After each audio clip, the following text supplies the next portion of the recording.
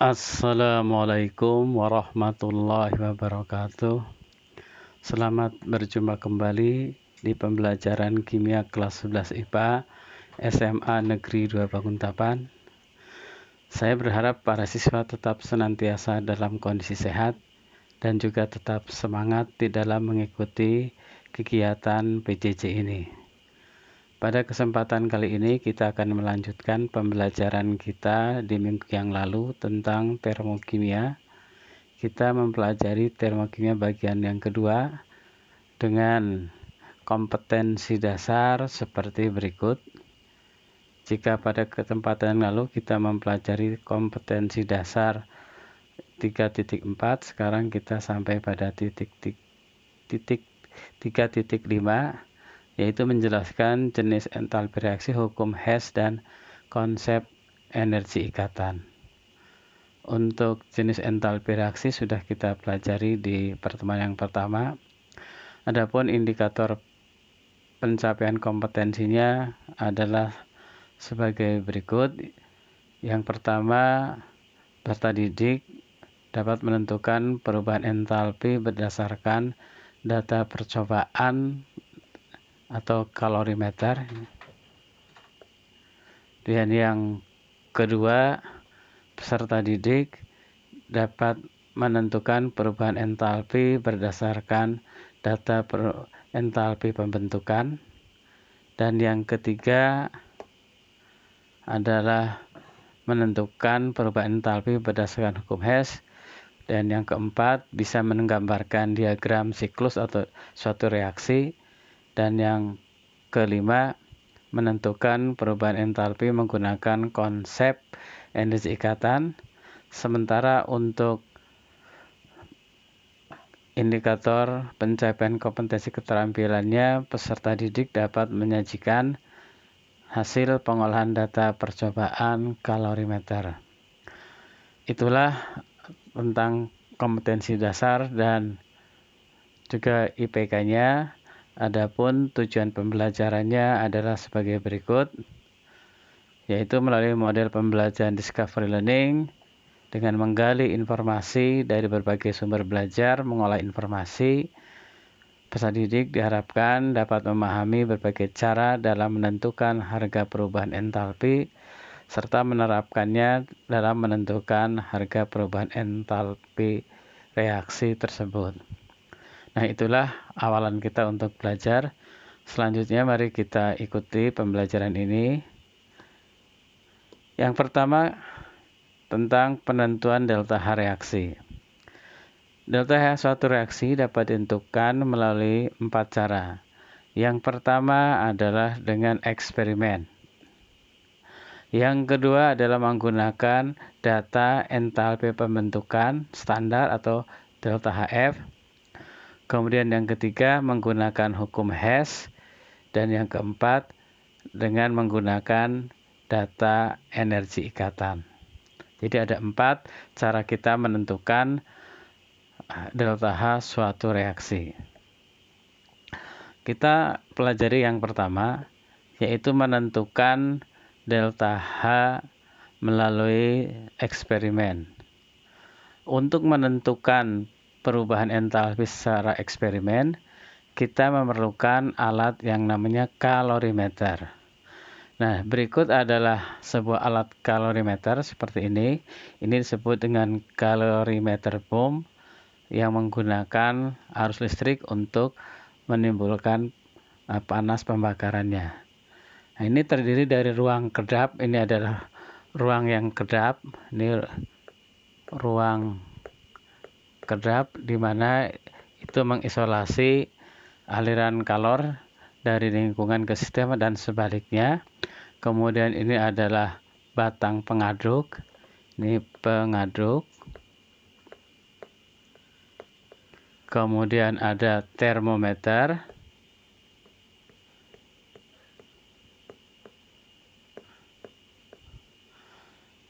Nah, kemudian ada di sini adalah air yang digunakan untuk menyerap kalornya.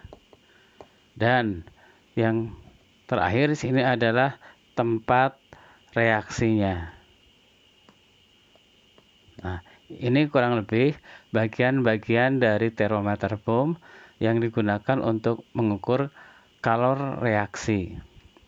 Nah, ini adalah kalorimeter yang umum digunakan di laboratorium besar, tetapi kita juga di rumah bisa juga menggunakan kalorimeter sederhana dengan menggunakan mungkin bekas minuman dari styrofoam cup dengan konstruksi kurang lebih seperti gambar berikut.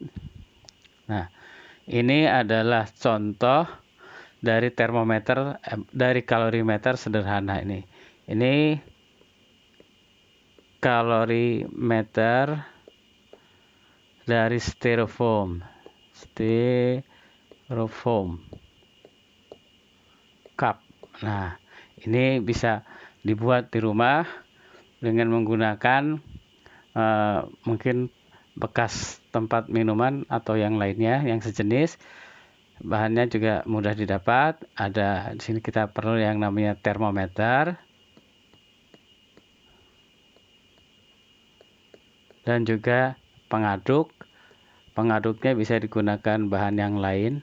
Nah, dan mungkin ini nanti untuk mengurangi dari terjadinya pelepasan kalor, maka ini perlu ditutup.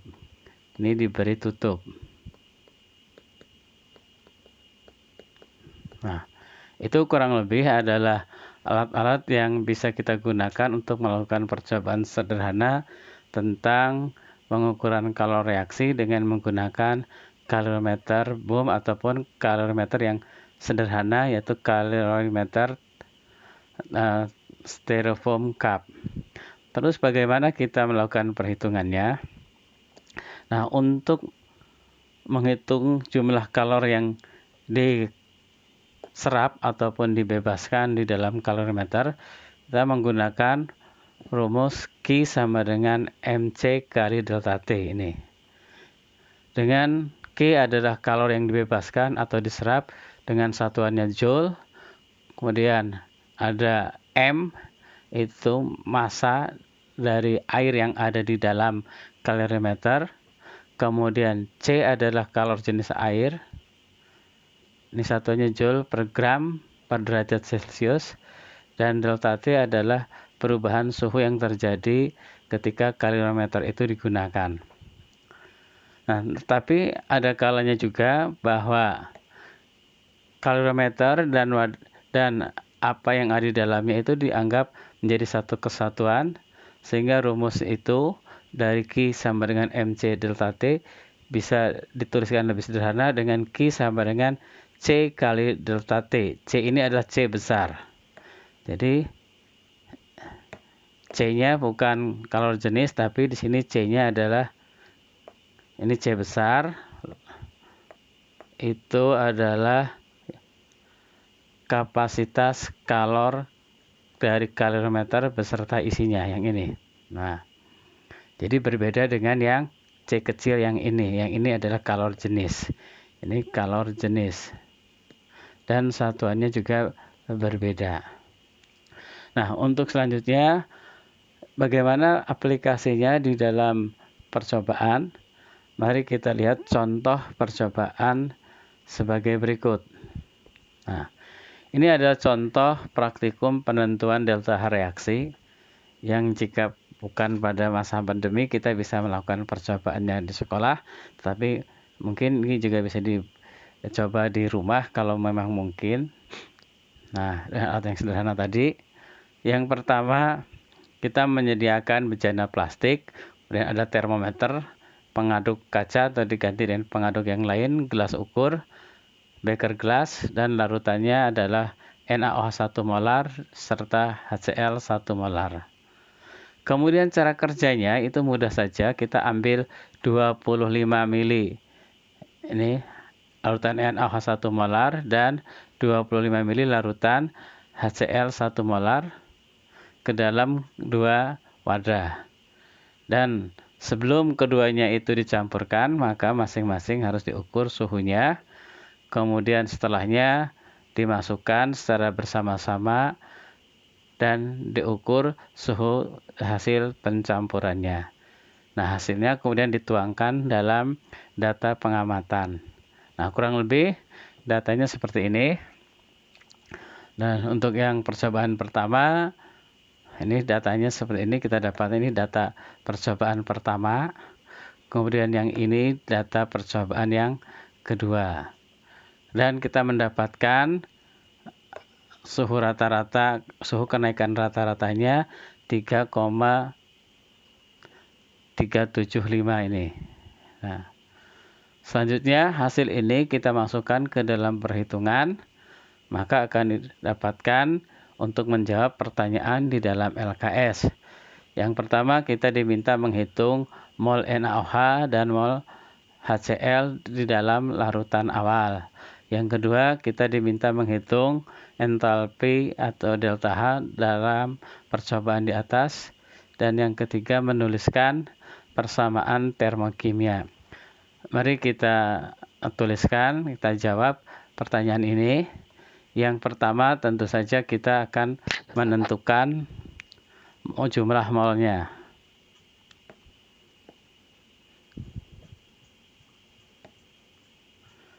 Nah, untuk menentukan jumlah mol, maka kita perlu menuliskan. Pertama kita tuliskan mol NaOH. Mol NaOH adalah V kali M, yaitu 25 mili. 25 mili kali 1 molar. Kita akan dapatkan 25 milimol atau sama dengan 0,025 mol. Kemudian kita lanjutkan dengan mol HCl sama V kali M sama dengan 25 kali 1 molar, itu akan memberikan 25 milimol atau sama dengan 0,025 mol. Nah, selanjutnya kita akan menjawab pertanyaan yang kedua, yaitu tentang entalpinya. Nah, entalpi itu dihitung lewat rumus Q sama dengan M kali C kali delta T. Di sini M-nya adalah massa dari larutan HCl maupun massa dari larutan NaOH, yang mana untuk massanya itu dianggap sama dengan massa air yang memiliki massa jenis 1 gram per mili, sehingga jika ada 25 mili maka massanya 25, dan jika ditambahkan keduanya maka massanya menjadi 50 gram karena volume total adalah 50 ml. Sehingga kita akan masukkan di sini adalah 50 dan dikalikan dengan kalor jenisnya adalah 4,2 dikalikan dengan perubahan suhunya yang diperoleh dari data tadi sebesar 3,375, maka didapatkan, setelah kita hitung, maka akan didapatkan sebesar 708,75 joule. Nah, ini dapat kalorinya adalah 708,75 joule. Kemudian karena ini untuk reaksinya belum mencerminkan mol, maka kita perlu mencari molnya. Sehingga Q ini akan kita lanjutkan dibagi dengan mol. Maka Q-nya akan kita dapatkan sebagai 708,75 Joule dibagi dengan 0,025 mol sama dengan 28,350 Joule per mol, atau bisa kita jadikan kilojoule menjadi 28,355 kilojoule per mol. Nah ini kita mendapatkan nilai Q. Tetapi yang diminta dari soal itu adalah delta H. Maka kita rubah Q menjadi delta H.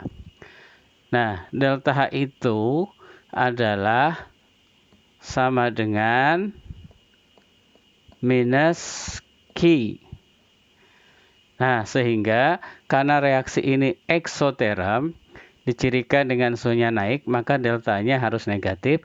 Maka kita tuliskan delta H-nya adalah minus 28,355 kilojoule per mol. Jadi reaksi ini adalah reaksi eksoterm karena nilai delta H-nya negatif. Kemudian kita akan menuliskan persamaan termokimianya. Jadi ini yang ketiga. Persamaan termokimianya kita tuliskan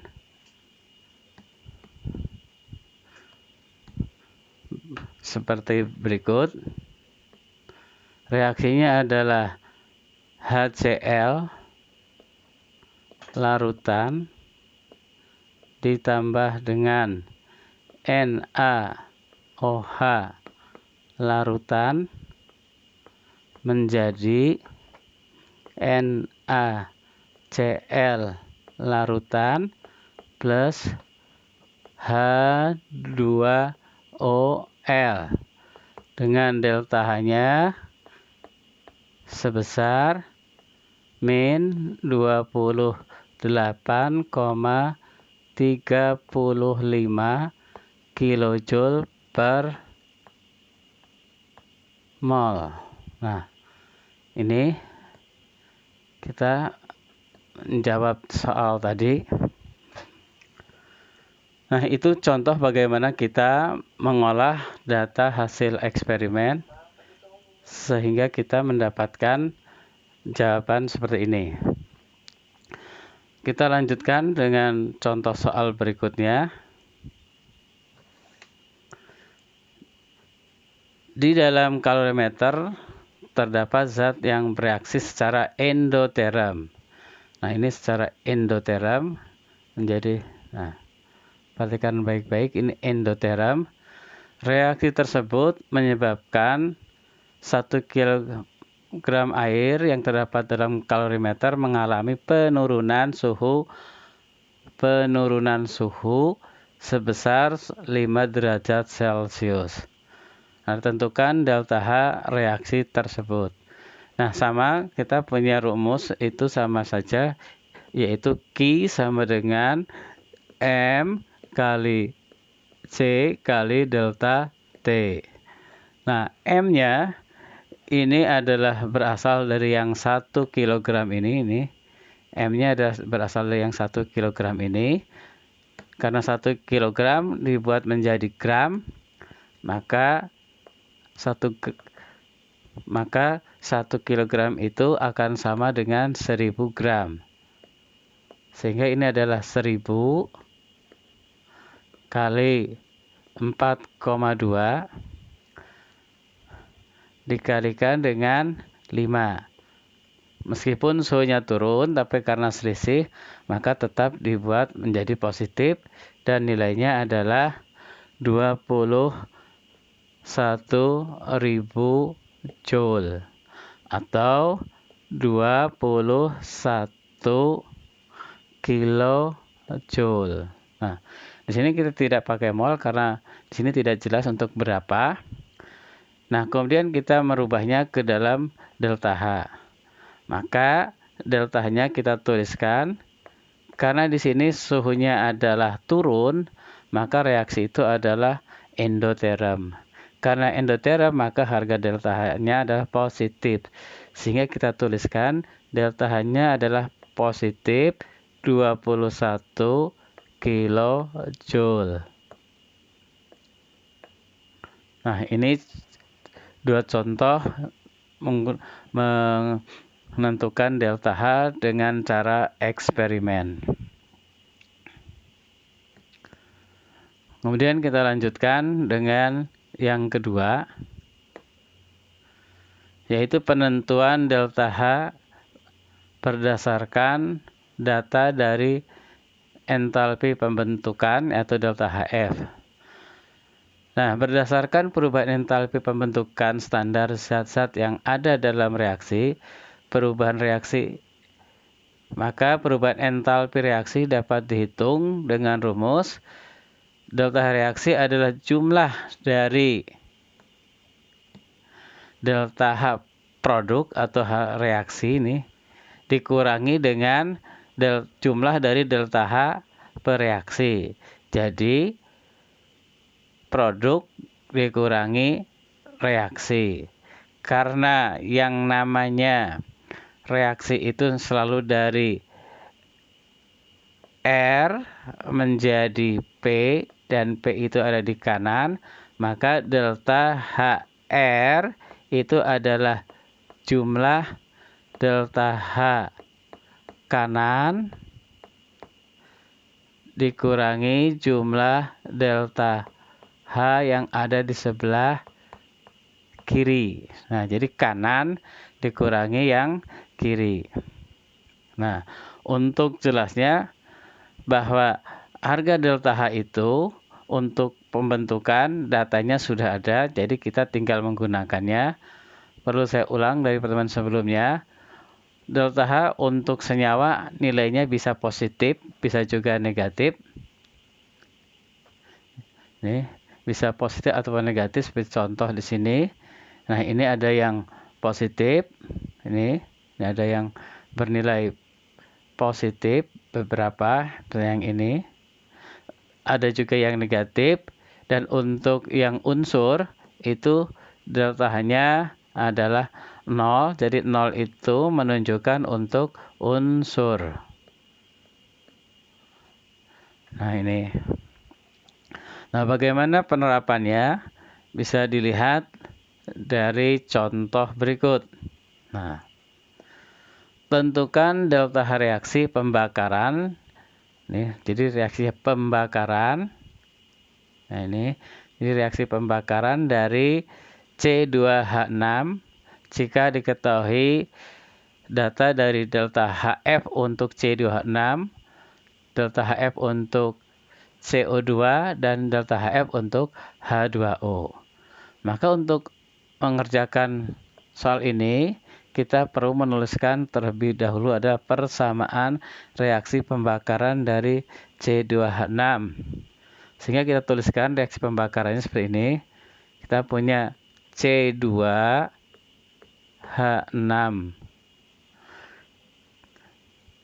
ditambah dengan O2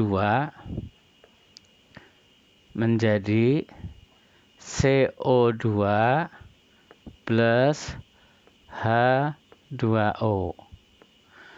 Nah, persamaan ini wajib untuk disetarakan. Sehingga kita setarakan dulu. C sebelah kiri ada 2, sebelah kanan ada 1, maka kita tuliskan koefisien angka 2 pada CO2.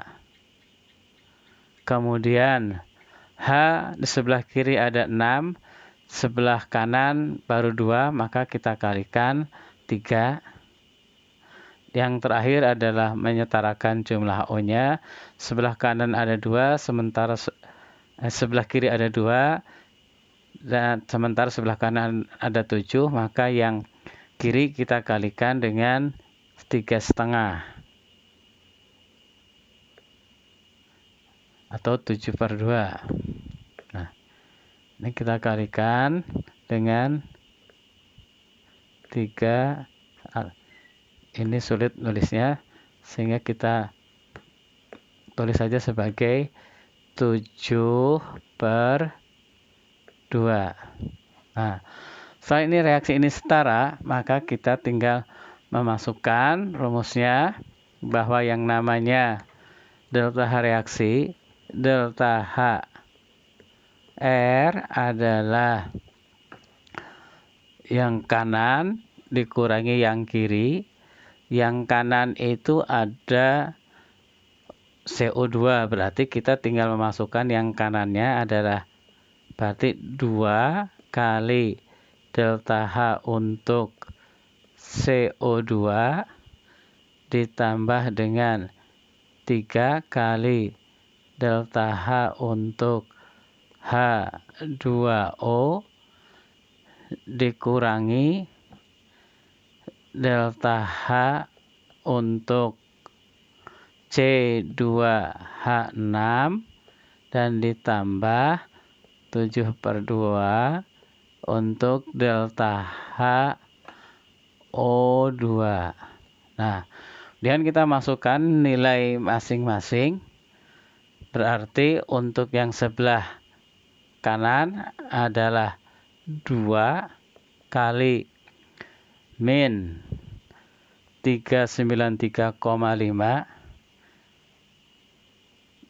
min 393,5 ditambah dengan 2 kali minus 285,8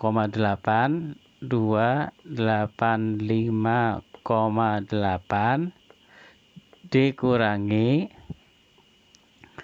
untuk C2H6 yaitu minus 84,7 ditambah 7/2 kali 0, sehingga kita akan dapatkan nilainya adalah min 787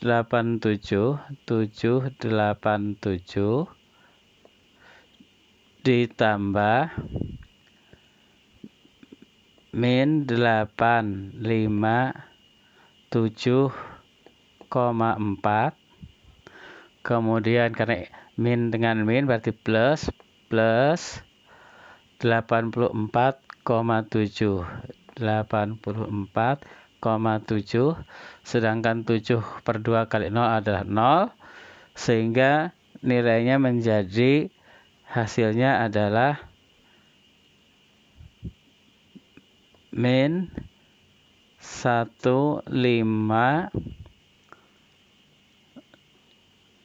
1559,7 kilojoule per mol.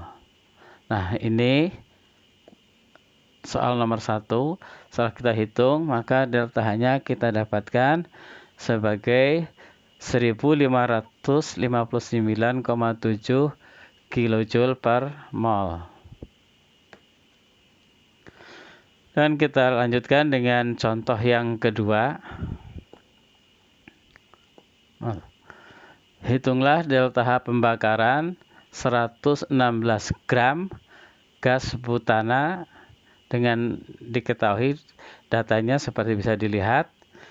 Di situ ada harga delta H untuk C4H10, CO2 dan H2O.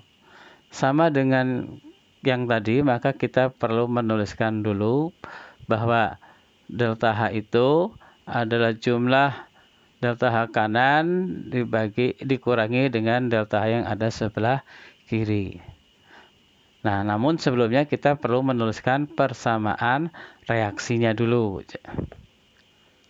Sehingga kita tulis dulu persamaan reaksinya, yaitu C4H10 ditambah dengan CO2 tambah dengan O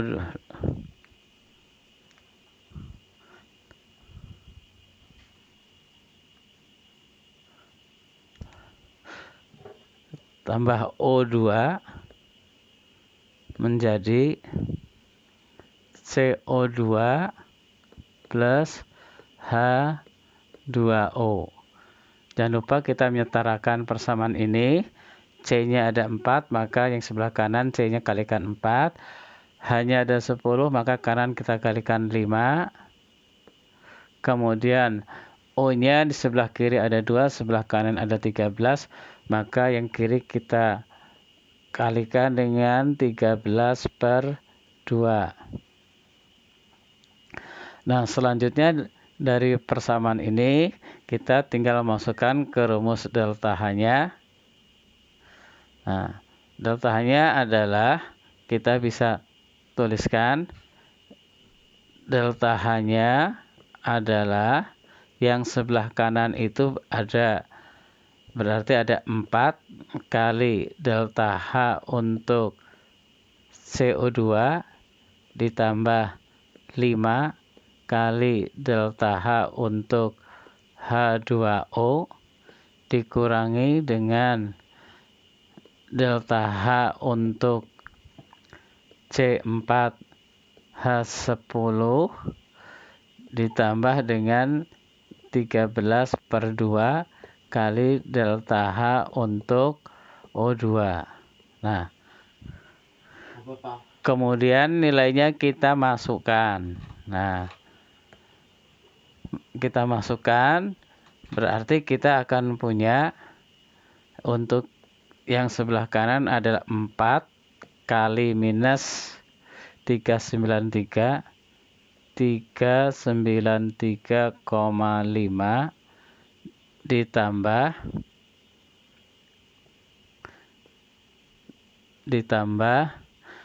5 kali minus 285,8 dikurangi minus 126 ditambah 13 per 2 kali 0. Sehingga kita akan dapatkan ini menjadi min 1574 ditambah minus 1429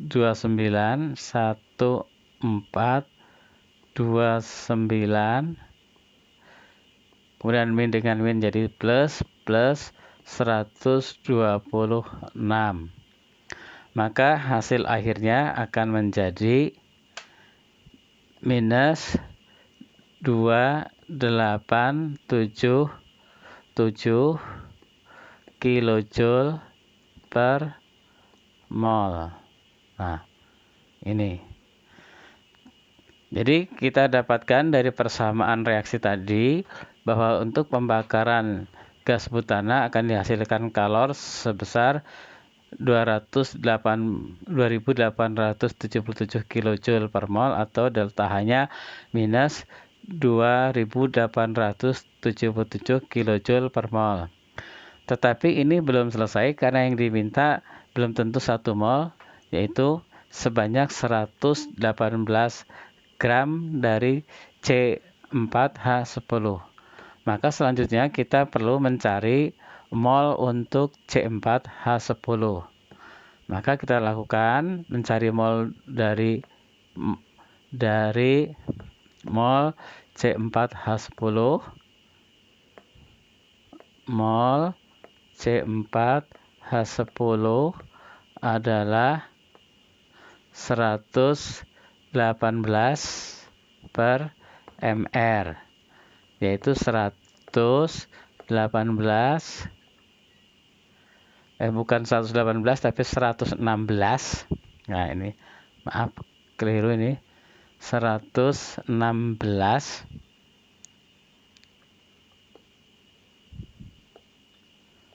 per 58 didapatkan 2 mol. Maka selanjutnya delta H untuk reaksi ini adalah, maka delta H reaksinya adalah, kita tinggal mengalihkan yang tadi sebesar min 2877